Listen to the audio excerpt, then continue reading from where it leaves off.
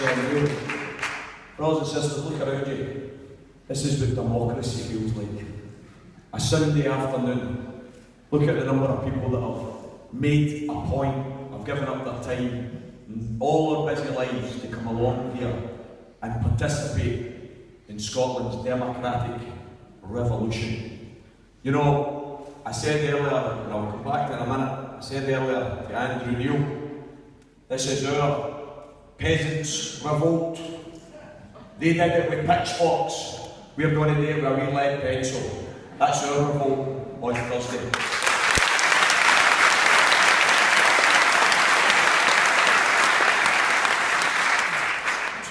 Two years ago, I was down in London. I was asked to go on a TV show called This Week, and it was Andrew Neil was the interviewer, and it was all of the same production crew that were in a show that I was on this morning. And I was asked to go into a wee tartan shop down in London and kid on, I was picking a kilt. I picked a kilt in my life, but there you go. That's the way we're viewed. And it's the only way you can get any message across in these days. You have to do what they ask, you know. Kid on, you're picking a kilt, and in the course of picking the kilt, get to talk about independence and the possibilities of independence, what independence could do for Scotland. 2 years ago I did that down in London. And then I was invited into the studio to talk further about independence in Scotland. And I have to say to you, it was quite patronising. They were very dismissive. They were scoffing. They were sniggering. I was in Edinburgh today talking about independence. Can I tell you something? There's no laughing anymore. There's no sniggering anymore. There's no scoffing anymore.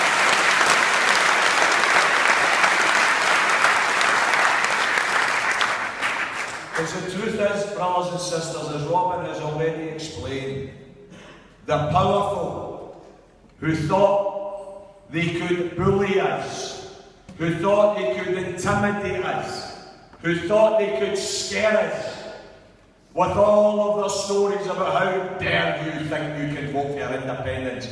If you vote for your independence, we're going to leave the country. You vote for your independence, we're going to put up the food prices. You vote for your independence, we're going to put up the telecommunication charges. You vote for independence, we're going to take away EastEnders. Brothers and sisters, we as a nation have been told for decades we're no good enough, we're no big enough, we're no smart enough, we're no rich enough. Keep your heats down and do as you're told. Vote Labour, that's all you can do and accept what's on the table. Well, brothers and sisters, I think on Thursday we are going to give a resounding answer to that. We are fed up keeping our heats down and accepting the crumbs for the table. We want the bakery. That's what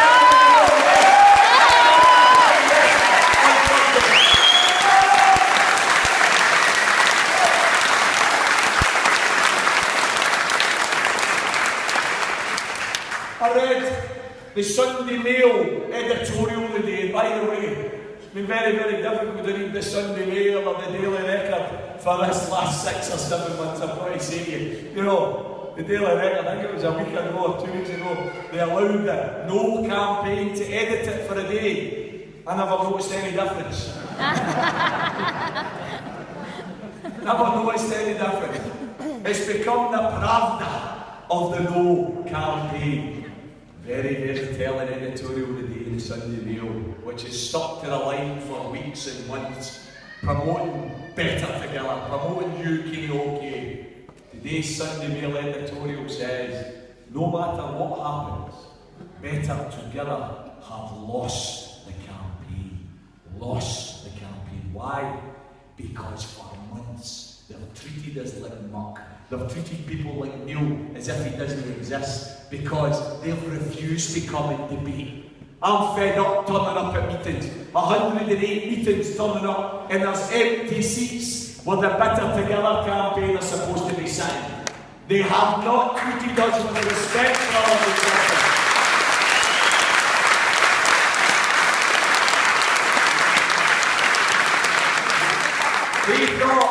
They thought, why should we go to Easterhouse? Why should we go to the community halls? Why should we go to the villages? Why should we go to the housing schemes?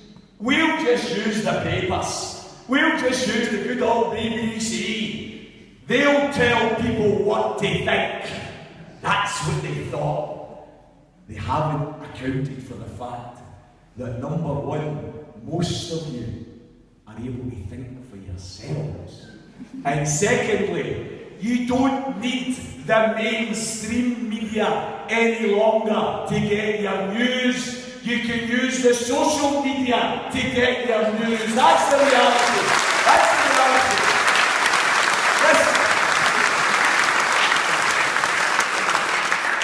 This campaign that we are on the verge of winning, brothers and sisters, it's a victory of shoe leather over helicopters. It's a victory of the social media over the corporate media. It's a victory for the little people over the millionaires. You see, I'm fed up hearing all the time. I'm fed up hearing what this or that millionaire thinks about this, you know. Whether it's Sir Paul McCartney, or whether it's Simon Cowell, or whether it's the Worthies from London, 200 of them signed a big letter to the London Times. Sir this, Lord that, lady whatever, all telling us, UK, OK. Brothers and sisters, what we've got to say is we live in Glasgow. We live in Glasgow where 1 in 3 of the Wains are getting brought up in poverty. We live in Glasgow where 4,000 kids a day are relying on food banks.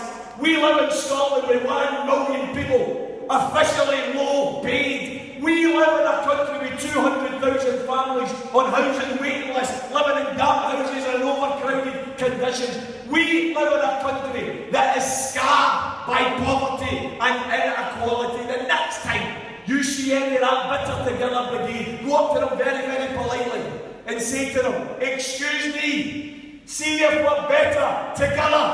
Why are we not better today? Why are we not better today?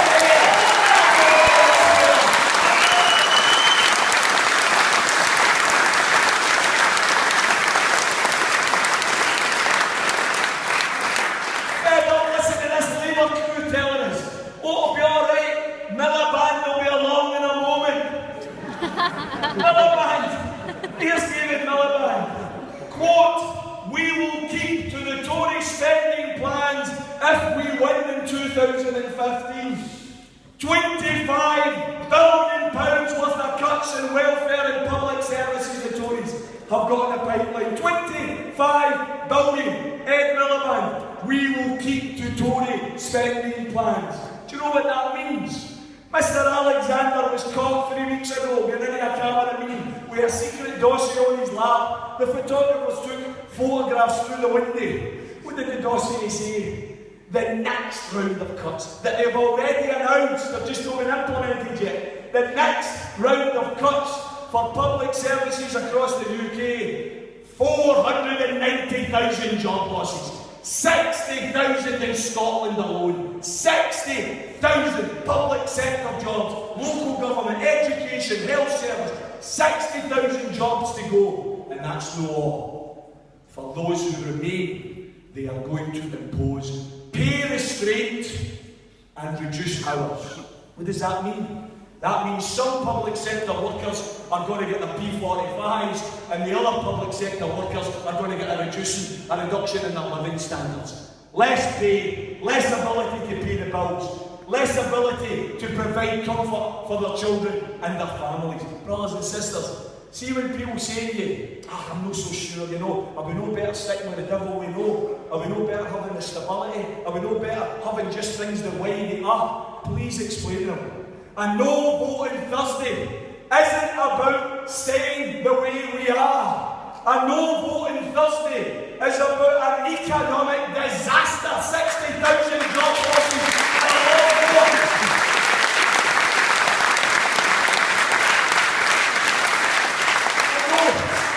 A no vote on Thursday gives those Tory swine the green light to come after our health service, our education and all of our public services. By the way, even Miliband, to take on board what he said there, we're going to stick to Tory spending plans, even if we win. I've got the opinion poll here, produced yesterday. National opinion poll, Ipsos Mori. Ipsos Mori, you've not seen much about this. It's not been publicised. Here it is. Conservatives, 34%, up 1%. Labour, 33%, no change. UKIP, 15%. Lib Dems, 7%, Greens, 6%. There's the reality of a no vote for you. A no vote is going to be a disaster for the people of Scotland. Because what these opinion polls show is we're heading for a dark, reactionary coalition in Westminster between the right-wing Tories and the even more right-wing UKIP. If that's what you want for your next vote,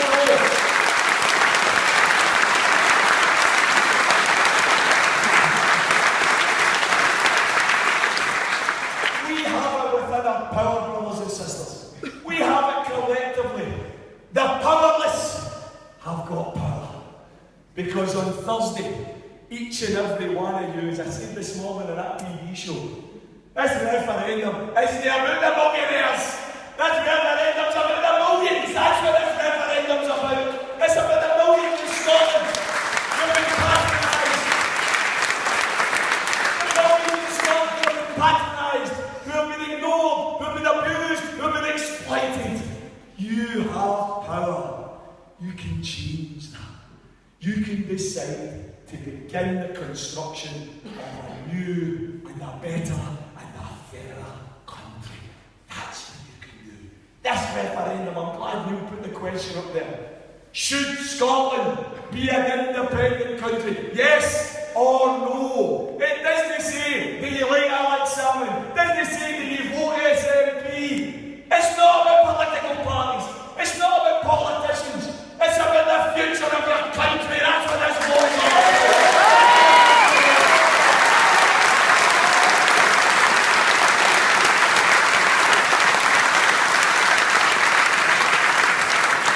It's about you having the opportunity. You have it in your hands, brothers and sisters. Think about this.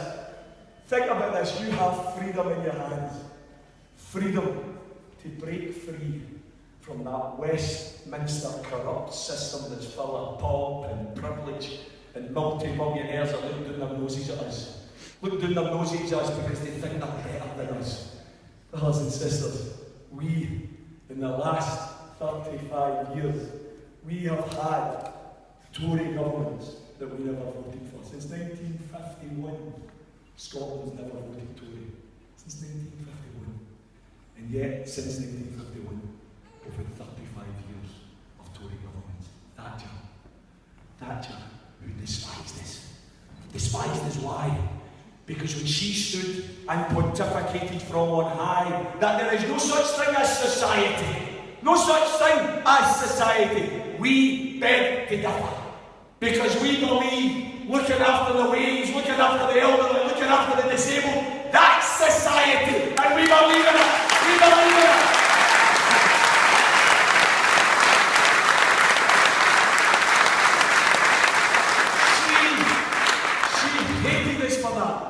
She tried to destroy our industries.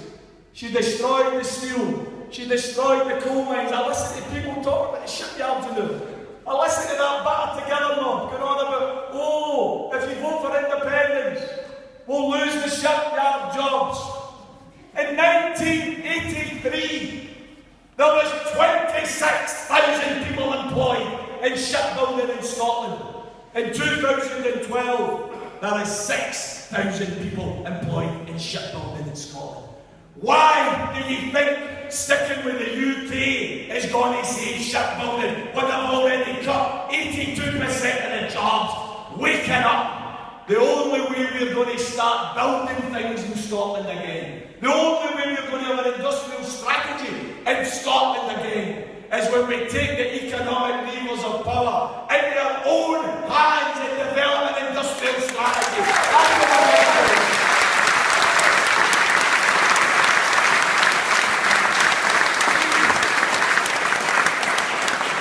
She had a woman that wasn't elected by the people of Scotland, but she was determined to destroy the community, to destroy the country of Scotland. She brought in policies of despair where there was once hope. She brought in poverty where there was once aspiration. And now we have the spawn of Thatcher. And and they shoot my David Cameron. Now we have that Etonian tough who couldn't spell struggle, never mind recognise struggle. He comes up here, thinks he can shove his weight around. I'll just show these jocks, I'll come up here, I'll work them into line. They need intention of coming up until we opinion poll last week. And then they dispatched the Three Stooges, didn't they? Another man, Clegg and Cameron. The Three Stooges, two things unite the Three Stooges. One, they're all personal millionaires. And secondly, they're all united and implemented austerity to make the working class pay for the mistakes and the greed of the bankers and the politicians. We're not paying anywhere. We're not paying anywhere.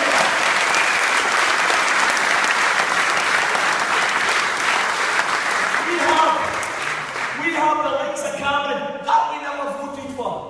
We have him sitting there last April, pontificating about the economic crisis. We've got Gordon Brown going on and on about the unique definition of Britain as how we pool and share risks and resources. Pool and share risks and resources. What a lie, Tommy Rot! Pool and share risks and resources. Who got us in an economic mess we're in? The bankers and the politicians. The bankers with their greed, the politicians failing to regulate the banking system when Alistair Darling and Gordon Brown was in charge of the bloody banking system.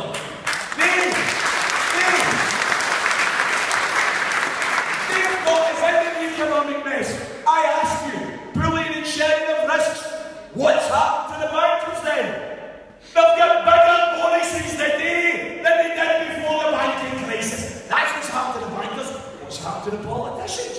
Because we've got this pooling and sharing of risks. The politicians are just allowing themselves a 10% wage rise.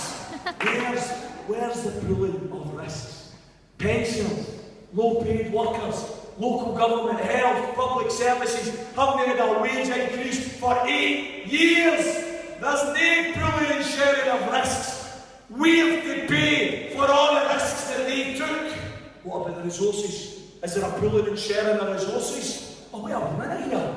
This is a crew that sat last April in their cabinet meeting, 29 members of their cabinet, 23 of them personal millionaires. That works out to 80%. 80% of the cabinet personal millionaires. How many people in society as a whole? 0.7%. 0.7%. How unrepresentative is that government of ordinary people? They sat last April and they thought, oh, how are we going to pay for this? We're in a mess. I know.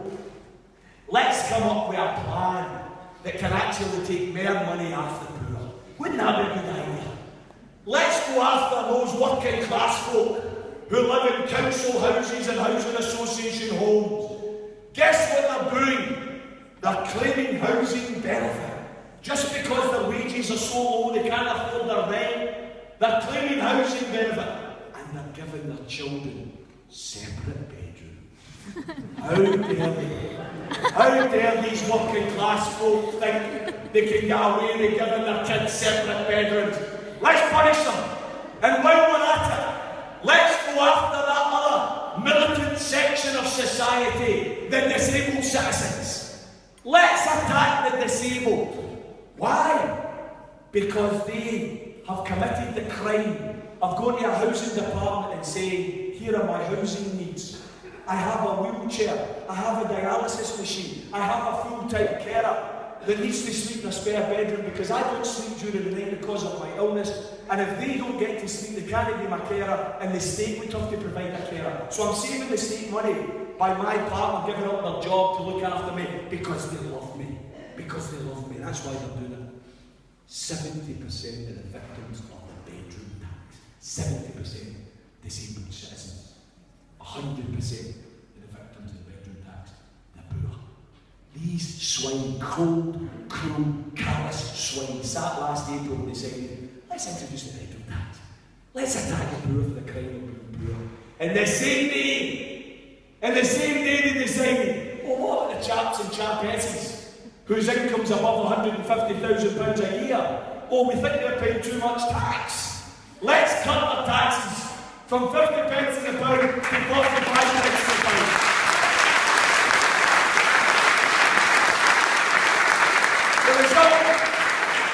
The result of that tax cut, because we're all in it together, remember, the result of that tax cut is that 13,000 millionaires in Britain today pay £100,000 a year less in tax than they did last year.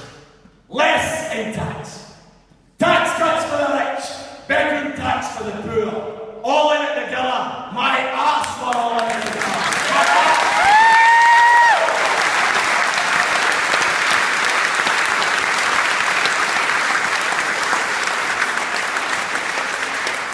And we didn't vote for that. Brothers and sisters, on Thursday, you've got the opportunity. You've got the opportunity to say to your children, to say to your grandchildren, listen, son, I've just voted to make sure that you and your friends never have to endure another Tory government in Scotland. Ever again. That's why I'm going there. That's why I'm going there.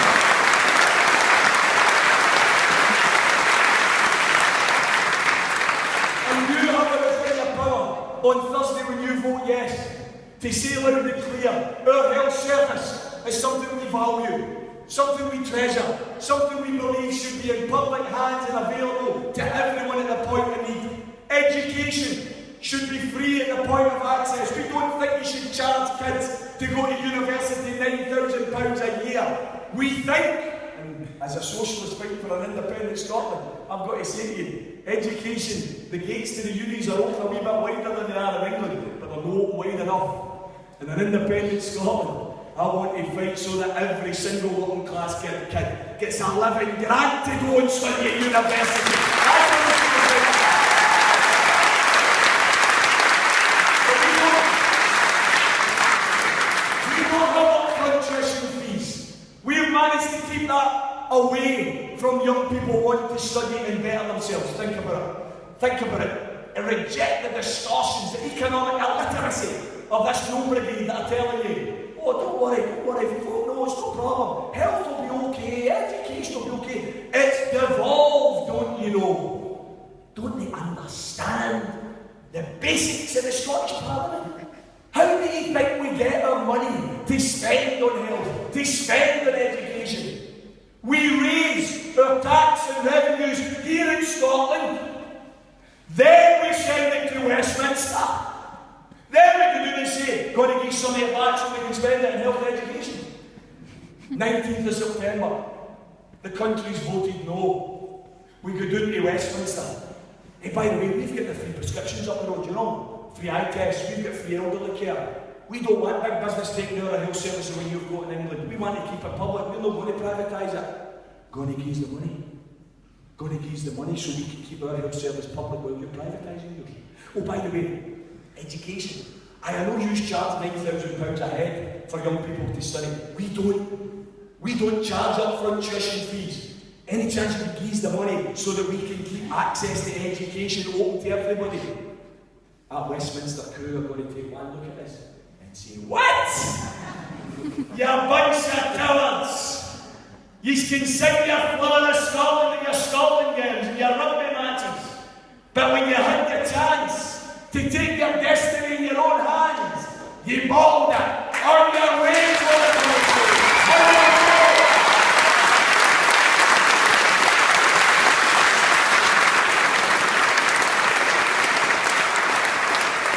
That's why we have to say without fear of contradiction, the only way to save our health and our education is to vote for independence, brothers and sisters. That's the only way.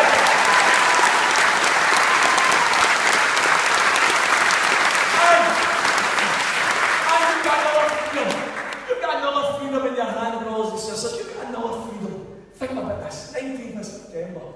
We are waking up and we are all proud because we're going to tell the rest of the planet we're different. We are doing things different. Why? Because we are going to spend at least £250 million a year more on schools and hospitals, on doctors and nurses, not on weapons of mass destruction. That's what I'm going to tell the world. That's what I'm telling you.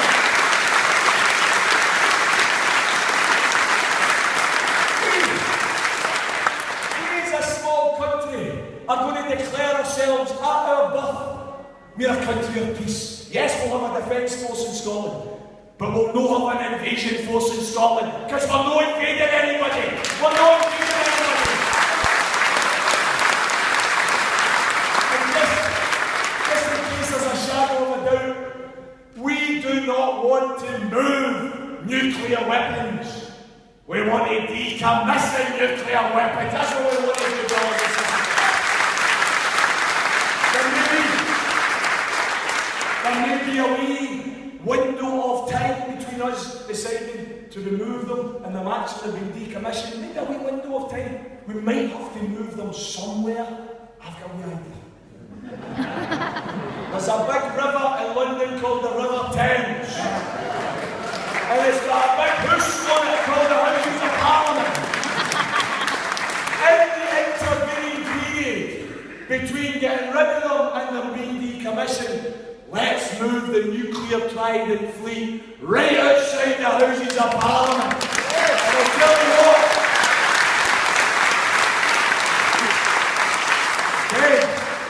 Then ask yourselves, how quickly will they decommission them? Brothers and sisters, we are fed up being taken for granted. We are fed up being told we're no good enough, we're no rich enough. Here's one statistic. I'm sorry for finishing this, I'm going too long. Here's one statistic. Please, if you remember nothing for the day, some excellent contributions from Sheridan and Robin. They're absolutely brilliant to listen to them both. Excellent contribution from you. Fantastic information. If you remember nothing else, please bear in mind, in the last 33 years, no 1 year, 2 years, no a flash in the pan, 33 consecutive years in a row, this wee country, Scotland, has raised more money in tax and revenue and given it to Westminster than we've got back from Westminster. That's the reality. That's the economic reality.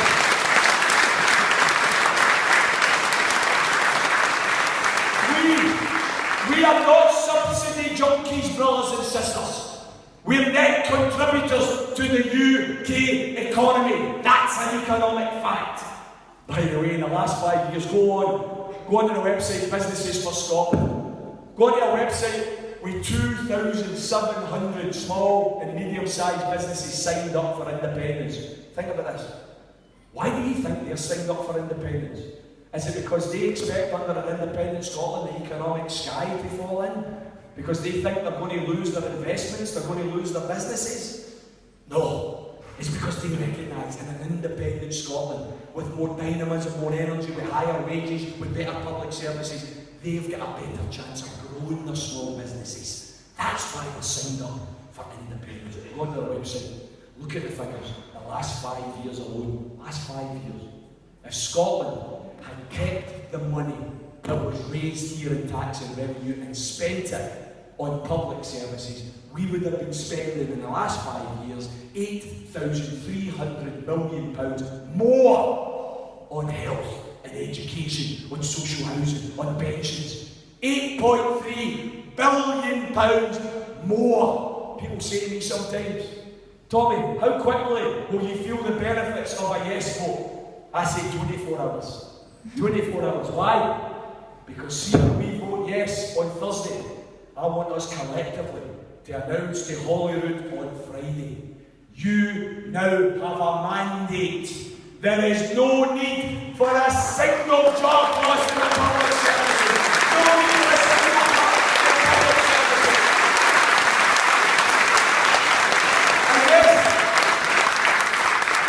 A yes vote is about saving 60,000 jobs. A yes vote is about saving public services. That's the power we have in our hands. And people say sometimes, oh, but Tommy, a lot of economic figures are all predicated upon the oil and the gas reserves. It's incredible.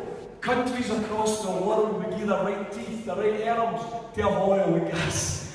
For us, it's a burden. It's a burden. We've got to just bear it, They tell us, it's going to run out in 40 years, it's going to run out in 40 years. Think about it, brothers and sisters. Think about it. You go to your work the morning and the boss says to you, right, you, into the office. You're just thinking, oh no, God, I shouldn't have taken any pencil chain. Everybody else was taking the toilet rolls. I thought it was alright. You sit down and the boss says, I've got bad news for you. What's the bad news? I can only guarantee your job for the next 40 years. We're going to look at it and think, that's not really bad news. That's what the Bitter Together campaign's telling you. Bad news. The oil and gas may run out in 40 years. What are we going to do with it in the next 40 years? We're going to invest it. We're going to build Scotland up. We're going to transform our services. But by the way, they've been saying since 1974 when oil was discovered it was going to run out. And then go online again. Oilandgaspeople.com. Oilandgaspeople.com. Please go online. You'll have probably read about this in the papers and you'll have seen it in the TV. Because we're in the middle of a referendum about Scotland's future, and oilandgaspeople.com have just produced a detailed analysis based on seismic geological investigations with all of the experts in the oil and gas industry. They've just produced a report about the west coast of Scotland, not the North Sea, the west coast of Scotland.